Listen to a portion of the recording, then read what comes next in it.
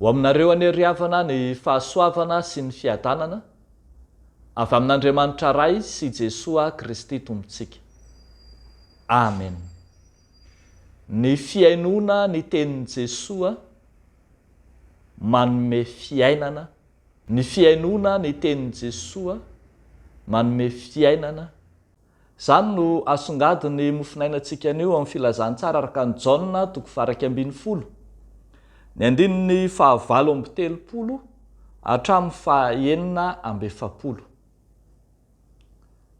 Andeha hovakitsika amin'ny anaran'i Jesosy manao hoe: dia vonto indray ny fanahin'i Jesosy ka nakeo amin'ny fasana izy, ary zohy izany sady nisy vato narindrina teo. Ho Jesosy, esory ny vato. Hoy Marka, anabaviny maty taminy: Tompoko, maimbo izao ary efa efarana izay. Ho Jesosy taminy: tsy efa voalazako va fa raha ino ianao dia ho hitanao ny voninahitr'Andriamanitra. Dia nesoriny ny vato. Ary Jesosy dia nanandratra ny masony ka nanao hoe: Raio, misaotra anao aho fa efa niaino ahy ianao. Raha izao dia fantatro fa miaino amandrakariva ianao, fa noho ny vahoaka mitsangana manodidina no nolazako izany, mba hinony fa ianao no naniraka. Ary rehefa nanao izany teny izany izy, dia niantso tamin'ny feo mahery hoe: ry Lazarosy, mivoaha. Dia nivoaka ny maty, nisy fehipaty ny tanany sy ny tongony, sady voafemo sara koa ny tavany. Ho Jesosy tamin'ny olona: vahao izy ka avelao andeha. Ary maro tamin'ny jiosy dia ireo nakeo amin'ny Maria ka nahita ny zavatra nataon'i Jesosy ireo no nino azy. Fa ny sasany tamin'ireo kosa dia lasa nakany amin'ny fariseo ka nilaza taminy izay nataony.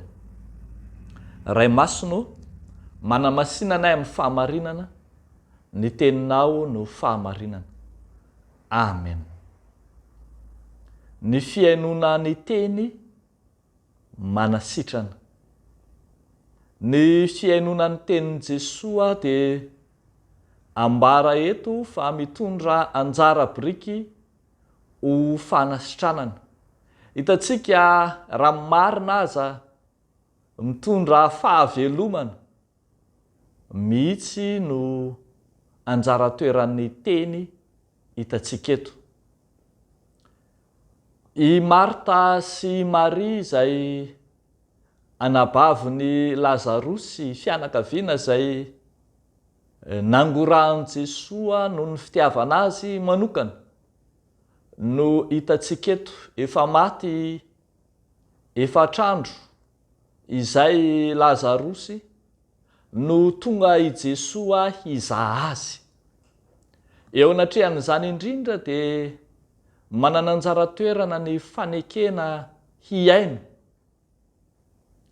Eto izao dia hitantsika i Marta izay somary nandany tenin'ny Tompo raha ny teny izy hoe esory ny vato, dia nitaraina fa efa nivadika izay ny razana, efa maimbo izy izao. Fa Jesosy ny teny manao hoe raha ino ianao, efa voalaza izany, dia ho hitanao ny voninahitr'Andriamanitra. Mahaiza miaino, ary ao anatin'ny fiainona no misy ny fankatoavana. Asehon'i Jesosy fa ohatra lehibe ho azy ny fiainony an'Andriamanitra ray. Hoy izy hoe: Raio, misaotra anao aho fa efa miaino ahy ianao. Lay Andriamanitra miaino mandrakariva no asehon'i Jesosy eto, ary tian'i Jesosy ho fantatry izay nanatrika teo fa miaino tokoa Andriamanitra ary miaino izay rehetra miresaka aminy. Fanalahidiny fahombiazana ny fiainona ary hitantsika fa na ny maty aza ny aino an' Jesosy ka nitsangana. Miteny hoe ry Lazarosy mivoa dia ny aino hatramin'ny fahafatesana, feno fankatoavana ka afaka tamin'ny Lazarosy izay namatotra azy. Dia mbola ny aino an' Jesosy ihany koa ireo izay manodidina teo rehefa niteneny manao hoe vao izy ka avelao andeha. Ry havako malala ao amin'ny Tompo, ny fiainona ny tenin'i Jesosy mitondra fiainana, mitondra fahavelomana, manafaka amin'ny endrim-pahafatesana maro samihafa, na inona mangeja, na inona aizina izay toerantsika.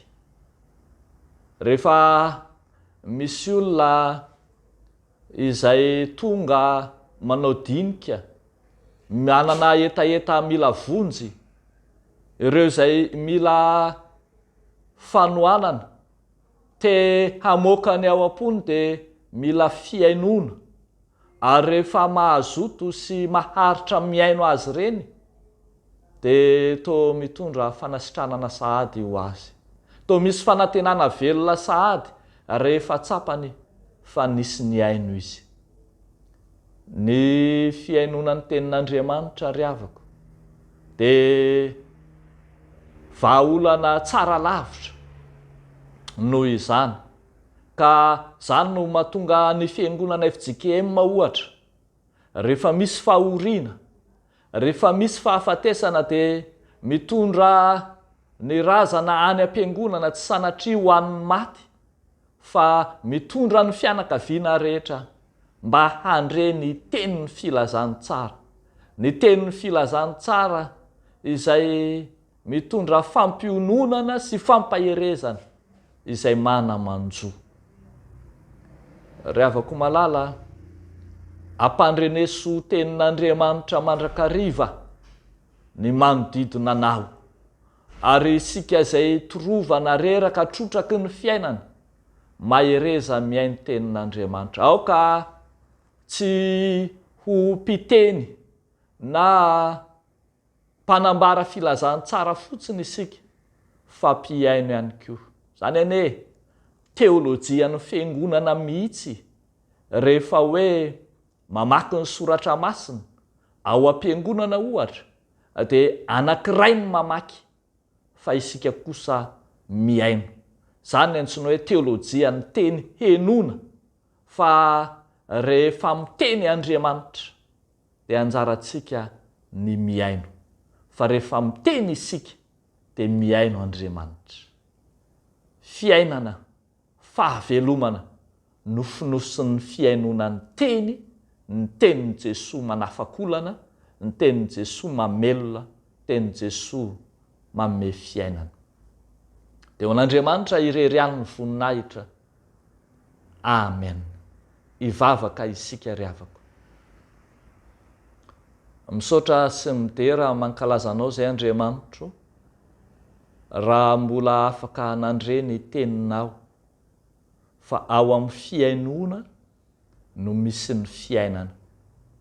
Ao amin'ny fandrenesana anao Andriamanitra amin'ny teny no misy ny fahavelomana, manala amin'ny endrim-pahafatesana maro, endrim-pahafatesana rehetra. Misaotra anao izay Tompo fa efa nanampianay ianao. Ankehitriny kosa dia mametraka eo ambany fahasoavanao zahay, ireo rehetra ao anaty fahoriana, ireo ao anaty aretina maro samihafa, ireo izay mitsabo tena, ireo izay gejain'ny tsy fahasalamana amin'ny endriny rehetra.